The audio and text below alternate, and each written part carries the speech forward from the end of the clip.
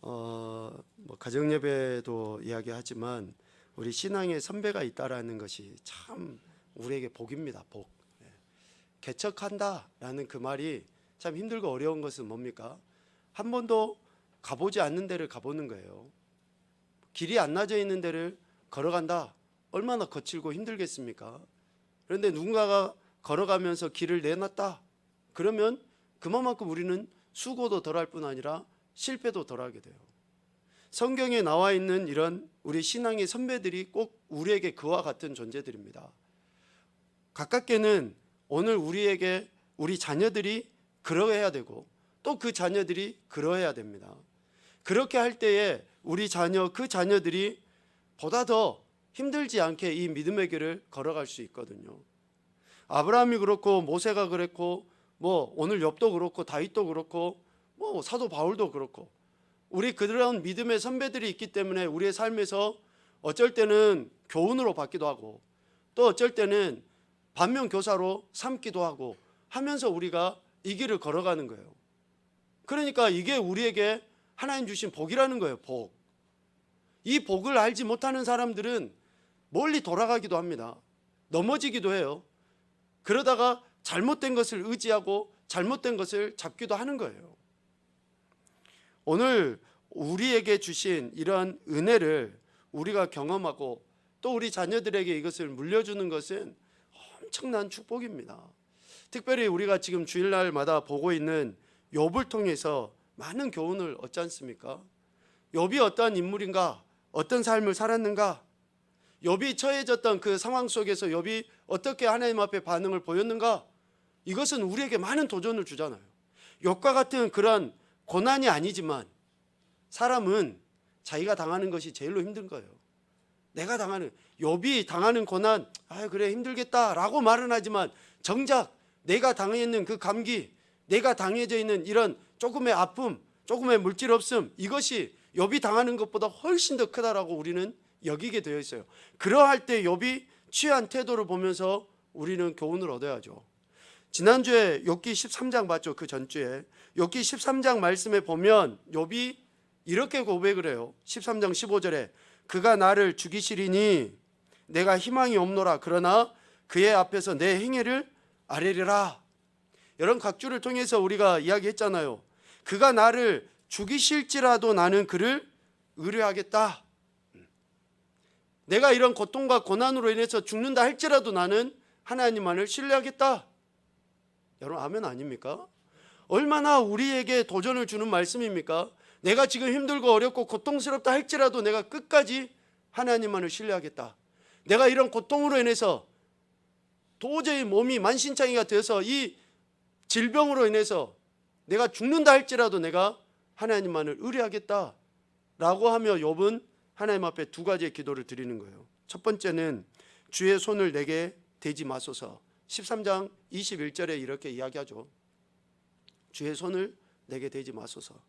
또 한 가지는 주의 위엄으로 나를 두렵게 하지 마소서. 이 두 가지의 기도를 한 문장으로 바꿔보면 이렇습니다. 하나님의 주권적 허용하심 속에서 이루어진 고난에서 하나님께서 친히 나를 건져주십시오. 지금 자신이 당하는 그 고난이 하나님의 주권적 허용하심 속에서 온 것을 인식하는 거예요. 여러분 하나님의 주권이 아닌 게 어디에 있습니까? 하나님의 역사가 아닌 게 뭐가 있어요? 온 우주 만물이 하나님의 주권하심 속에 있는데 우리가 진짜 그것을 믿습니까? 정말로 내가 그것을 신뢰하고 있어요?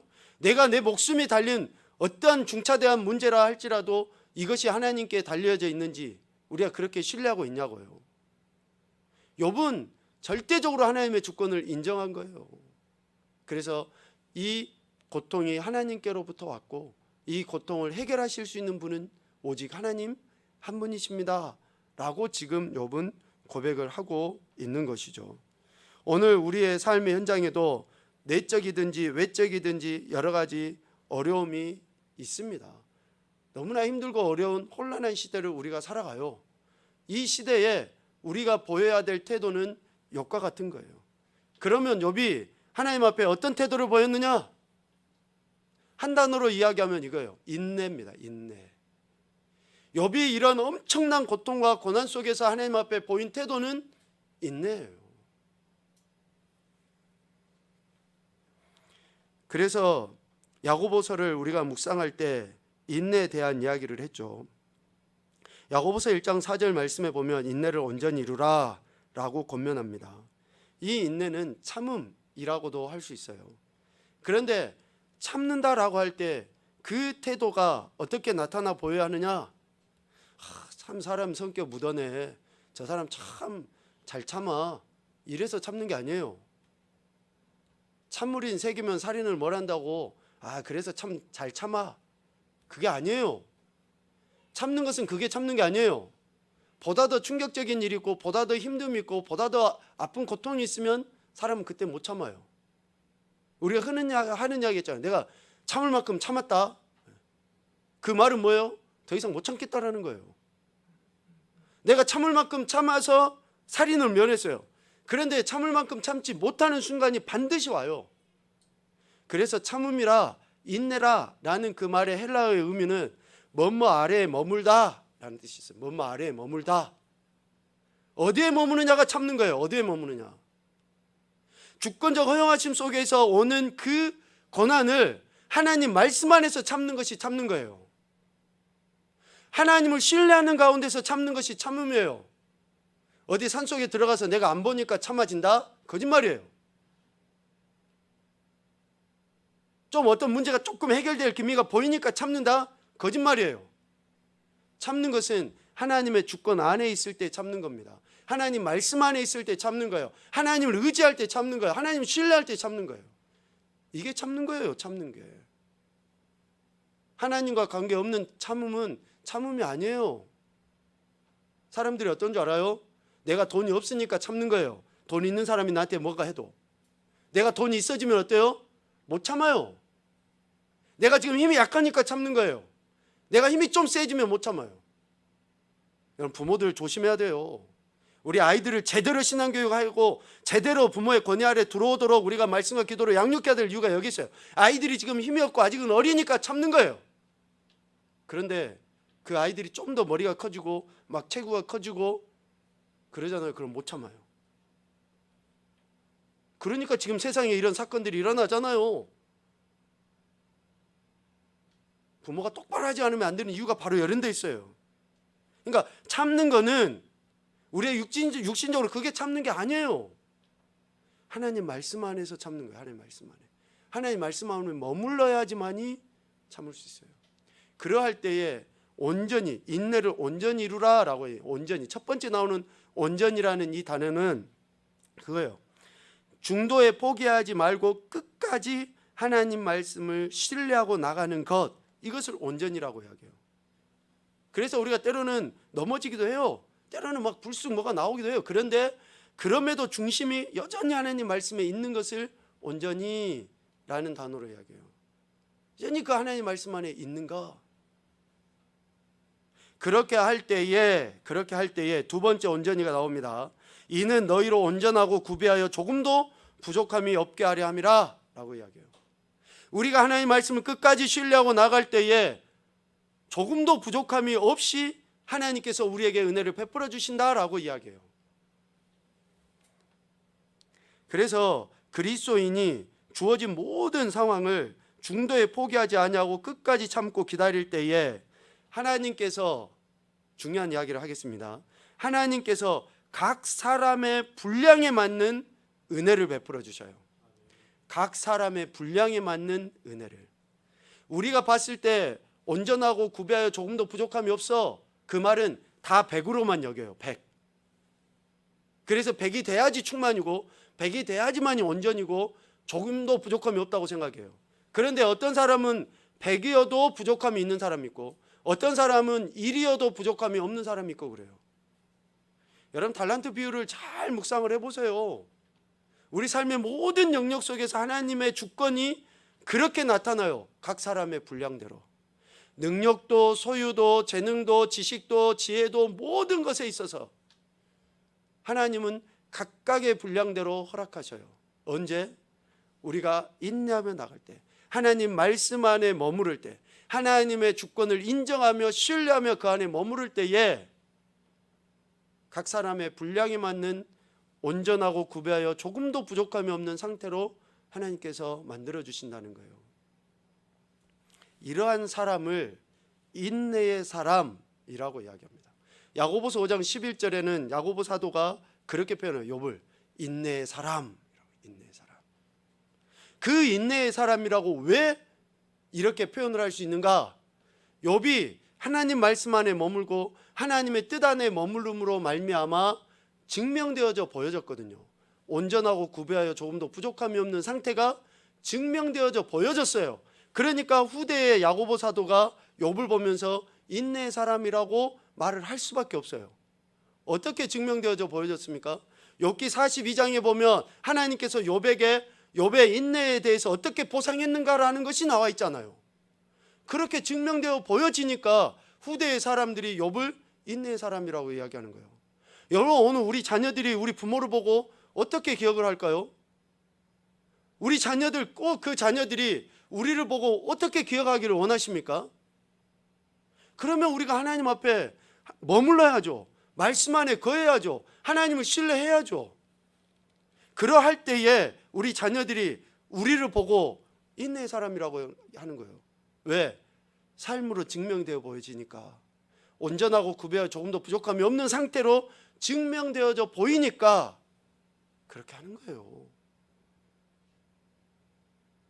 우리 부모 세대들이 그랬거든요. 정말 힘들고 어려웠잖아요. 지금보다도 훨씬 더 가난했잖아요. 지금보다도 훨씬 더 바빴잖아요. 지금보다도 훨씬 더 힘들고 어려웠잖아요. 그런데도 말씀 읽는 거, 기도하는 거 게을리하지 않았어요. 우선순위를 거기에다 뒀어요. 그러니까 오늘 우리들이 부모들의 신앙을 보면서 우리가 존중하는 거 아닙니까? 우리 이전의 믿음의 세대, 한 세대 전 30년 전에 그 믿음의 선배들을 우리가 존중하는 거 아닙니까? 물론 실패했던 부분도 있지만 전체적으로 그들이 하나님 앞에 어떻게 했는가를 우리가 기억하고 나가는 거 아니냐고요. 하나님은 욥의 인내에 대해서 이렇게 보상을 하십니다. 같이 보죠. 욥기 42장입니다. 여호와께서 욥의 말년에 욥에게 처음보다 더 복을 주시니 그가 양 14,000과 낙타 6,000과 소 1,000결이와 암나귀 1,000을 두었고 또 아들 7과 딸 3을 두었으며. 아멘. 여기서 아들 7이라고 이야기하는 것을 완전수로 어떤 분들은 이야기합니다. 그러니까 자손의 완전한 번성을 하나님이 욥에게 허락하셨다라고 이야기를 하는 거예요. 그 어떤 부족함도 없는 완전함. 그러니까 하나님께서 그런 소유물들을 완전하게 채워주셨다라는 거예요. 기준이 뭐죠? 욥의 분량에 맞는. 욥의 분량에 맞는. 그래서 욥을 인내의 사람이라고 이야기를 하는 거예요. 그러면 욥이 인내할 수 있었던 근거가 뭘까? 하나님을 신뢰하고 의지했다는데 하나님을 어떤 하나님으로 인식했기에 욥이 인내할 수 있었을까? 욥이 인내할 수 있었던 것의 원인을 먼저는 우리 인생이 어떤 존재인가라는 것을 아는 것을 통해서 욥은 인내할 수 있었어요. 14장 1절 2절 말씀에 보면 여인에게서 태어난 사람은 생애가 짧고 걱정이 가득하며 그는 꽃과 같이 자라나서 시들며 그림자같이 지나가며 머물지 아니한다 라고 이야기해요. 그러니까 우리 인생은 괴로움이 가득한 존재고 연약하기 그지없고 부족하며 나약한 존재라는 것을 인식할 때 하나님을 의지하고 신뢰할 수 있는 인내의 사람이 되는 거예요. 믿음을 이렇게 한번 정의를 해볼까요? 믿음은 유한한 존재인 내가 무한하신 하나님을 신뢰하는 것이 믿음이에요. 돈 많이 있다고요? 하나님 앞에 자랑할 사람이 어디 있어요? 자기가 똑똑하고 많이 배웠다고요? 하나님 앞에 자랑할 사람이 어디 있어요? 내가 뭔가 가졌다고요? 하나님 앞에서? 내가 뭔가 했다고요? 하나님 앞에서?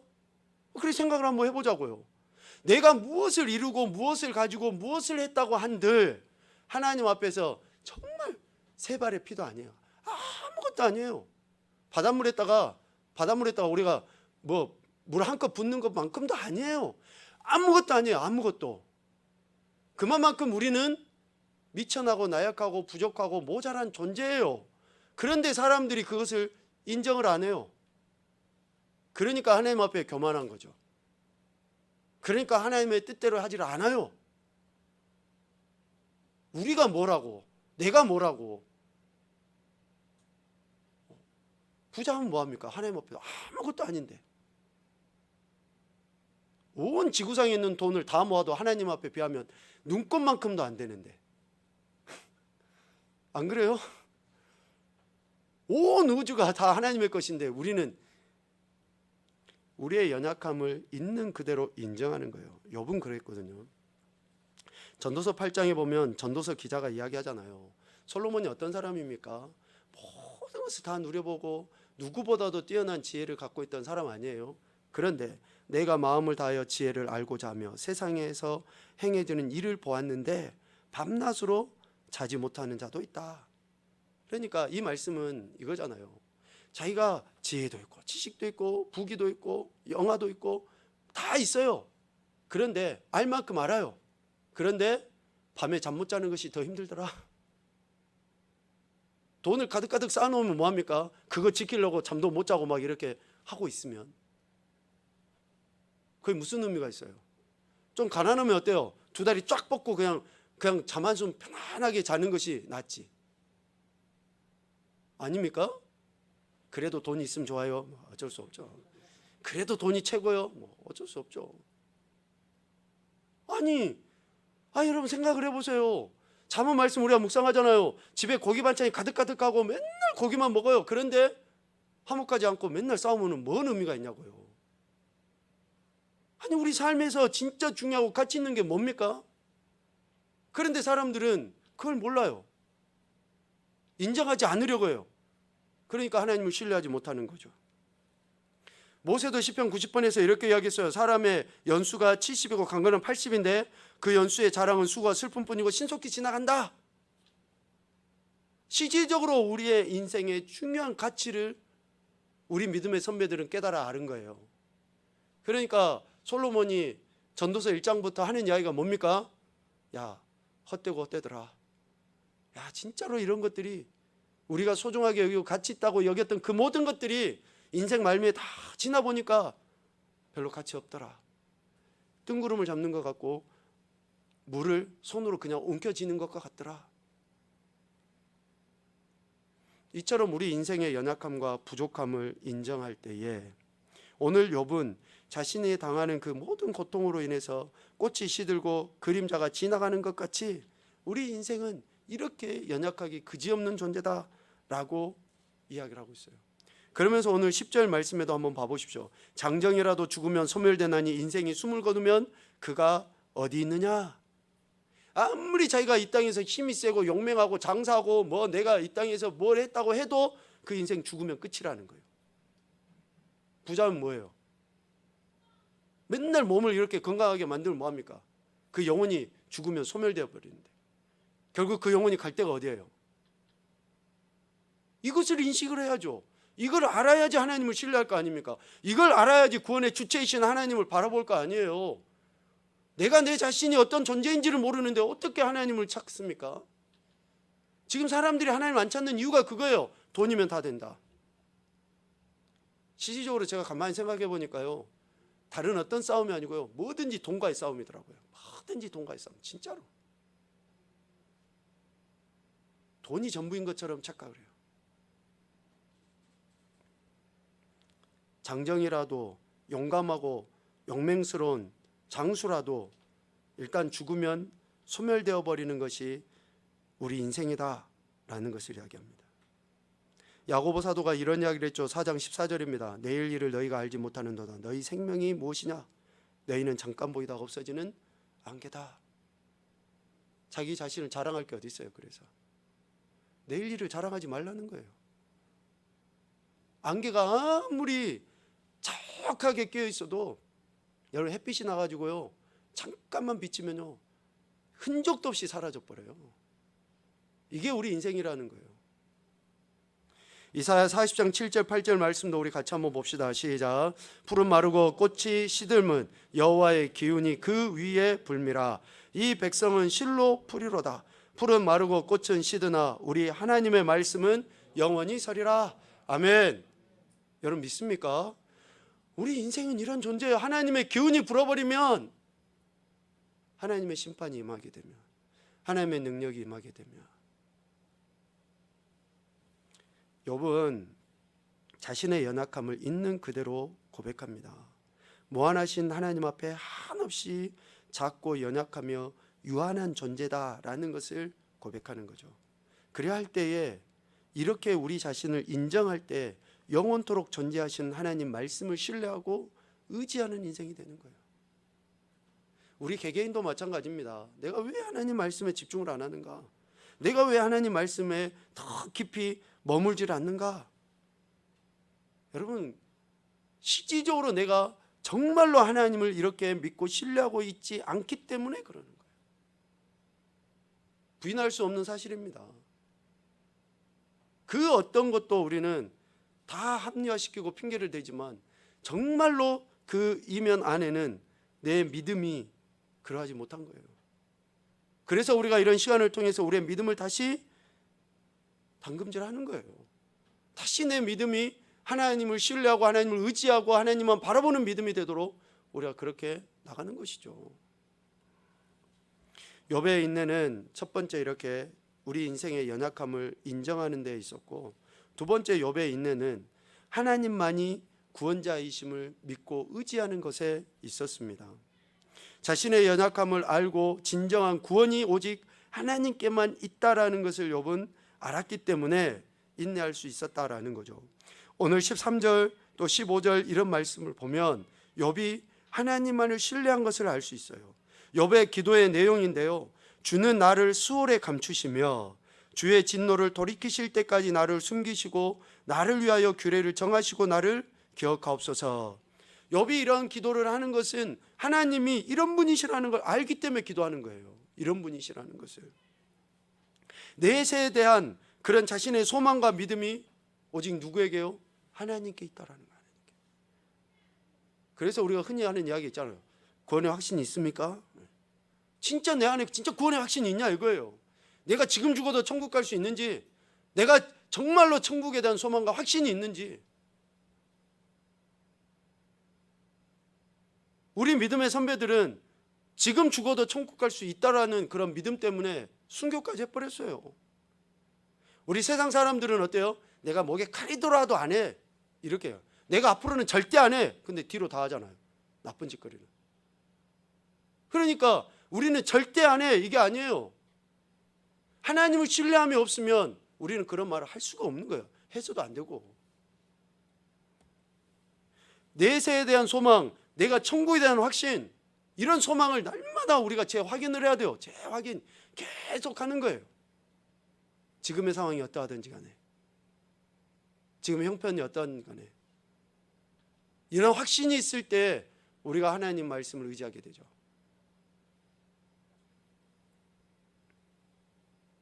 그리고 욥은 16절 17절 말씀을 이렇게 보면, 그러한데 이제 주께서 나의 걸음을 세시오니 나의 죄를 감찰하지 아니하시나이까.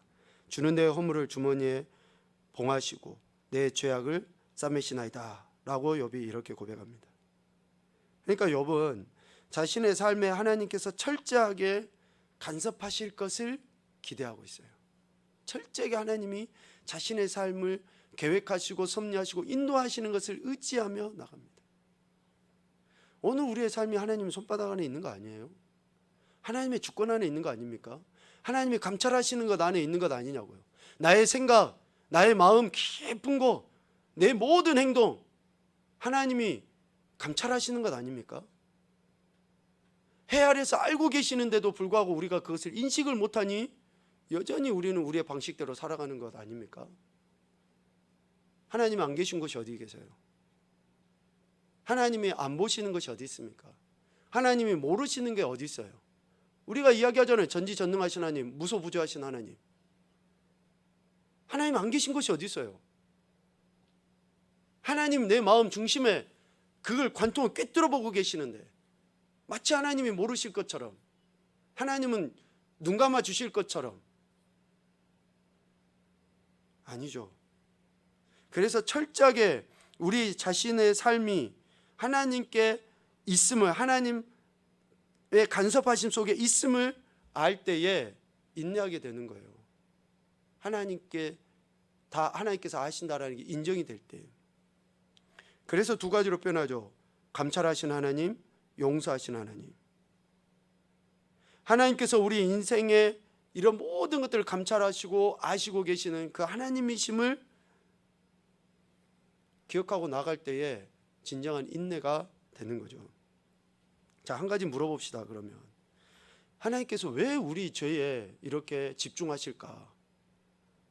왜 우리가 죄 짓는 것을 하나님이 그렇게 싫어하시고 또 그것에 대해서 자꾸 우리에게 이렇게 자극을 주시면서 거기에 집중하실까? 왜 그럴까요? 왜? 우리를 그냥 아예 주저앉혀 버리시려고 그러실까요? 우리가 일어나지도 못하도록 다리를 그냥 아예 하시기 위해서 그러실까요? 하나님이 우리 죄에 집중하시는 것은 결국 우리를 용서하시기 위해서 집중하시는 거예요. 우리를 더욱더 온전하게 하시기 위해서, 새롭게 하시기 위해서, 하나님의 사람으로 서게 하시기 위해서. 어느 부모가 자식을 때리면서 저놈 다리 불러버려야지 하고 때리는 부모가 어디 있어요? 그 아이를 더 바르게 지도하고 더 세워가기 위해서 그러는 거지. 아닙니까? 하나님께서는 우리에게 대해서 그렇게 하고 계시는데 우리는 자꾸 그 하나님을 피해요. 감춰요. 회개하고 은혜를 구할 때 용서하시고 선한 길로 인도하시기 위해서 하나님은 우리에게 관심이 있으시는 거예요. 그래서 여러분, 자신의 걸음을 세시고 자신의 죄를 감찰하시는 하나님께서 자신을 고통 가운데서 건져주시고 풀어주실 수 있는 유일한 분이시라고 믿고 고백하면서 인내하고 나가는 겁니다. 그래서 우리가 욥을 보면서 지금 우리의 상황 가운데서 하나님을 더욱더 신뢰하고 의지하고 나아갈 때 우리의 이 상황을 우리가 이겨나갈 수 있게 되는 거예요. 이겨나갈 수 있게 되는 거예요. 이 이야기를 하죠. 우리 인간은 지금 내가 처한 고통에서 벗어나고자 하는 본능이 있어요. 우리 인간은 내가 지금 처한 상황에서 고통에서 벗어나고자 하는 본능이 있고, 또 하나 하나님은 우리 인간을 구원하시고자 하는 절대적인 속성이 있어요. 이해되시죠? 하나님은 우리를 구원하시고자 하는 절대적인 속성, 사랑이 있고, 우리 인간은 이 고통에서 벗어나고자 하는 본능이 있어요. 그러면 이게 딱 부합이 되면 어떨까요? 우리가 하나님을 바라보고 하나님을 신뢰하고 하나님께 나가면 우리는 반드시 이 고통과 사망과 이 어둠에서 건짐을 받게 돼 있습니다. 반드시 그 하나님을 우리는 신뢰하는 거예요. 그 하나님을. 그래서 우리는 다른 어떤 것이 아니라 구원이 하나님께 있다라고 신뢰하고 하나님만 바라보고 나가야 하는 것입니다. 이스라엘 백성들이 애굽에서 나와서 광야도 지나고 가나안 땅도 정복하고 이렇게 쭉 살아가다가 가나안 땅에서 횡행하고 있는 각양의 우상들을 섬기는 것들을 보는 거예요. 하나님만 바라보고 하나님만 의지해야 되는데 세상을 바라보고 그런 여러 잡신들을 섬기는 것들을 바라보면서 거기에 마치 뭐가 있는 것으로 착각하고 그렇게 의지하다 보니까 결국은 어떻게 돼버립니까? 패망 해버리게 되는 거예요. 그래서 하나님께서 예레미야 선지자를 통해서 그렇게 선포하게 하시는 거예요. 구원이 어디에 있다? 하나님께만 있다. 예레미야 3장 말씀 우리 같이 읽읍시다. 시작. 작은 산들과 큰 산 위에서 떠드는 것은 참으로 헛된 일이라. 이스라엘의 구원은 진실로 우리 하나님 여호와께 있도다. 아멘. 봐보세요. 지금 우리가 작은 산들, 큰 산, 혹시 지금 눈에 보이는 세상의 것들 가운데서 우리가 큰 소리로 외치고 떠들고 있습니까? 거기에 마치 뭐가 있는 것처럼, 구원이 있는 것처럼, 소망이 있는 것처럼 우리가 그렇게 하고 있습니까? 헛일이라는 거예요. 헛일. 헛되다라는 말 설명드렸잖아요. 헛되다라는 전도서에도 나오는 것 똑같아요. 뜬구름을 잡는 것 같고 물을 움켜쥐는 것 같이 똑같아요. 여러분 손으로 물을 움켜쥐어 보세요. 뭐가 남는지. 아무것도 질 수도 없는데 우리가 그렇게 하고 있어요. 작은 산, 큰 산 위에서 떠드는 게 아니고요. 우리의 구원은 오직 하나님께 있습니다. 우리의 이 모든 삶에서 건지시고 회복시키시고 하실 분은 하나님 한 분밖에 없어요. 그래서 우리가 인내는 하나님 말씀 안에 머무르는 겁니다. 그러할 때에 온전하고 구배하여 조금도 부족함이 없게 하시는 그 하나님의 은혜를 우리가 경험하게 되는 것입니다. 이번 한 주간도 우리가 치열하게 싸워야지 돼요. 여러분 싸우셔야지 됩니다. 하나님 말씀 앞에 내가 머물기 위해서 치열하게 싸우셔야 돼요. 내 육적인 것을, 내 시간적인 것을, 모든 것을 그렇게 싸워가면서 머물지 않으면 머무를 수가 없어요. 꼭 기억하시고 이번 한 주간 더욱더 우리가 하나님 앞에 말씀 앞에 머물러서 하나님만을 의지한다라는 것을 보일 때 우리 삶에 하나님이 예비하신 더 큰 은혜들을 경험하게 되실 줄로 믿습니다.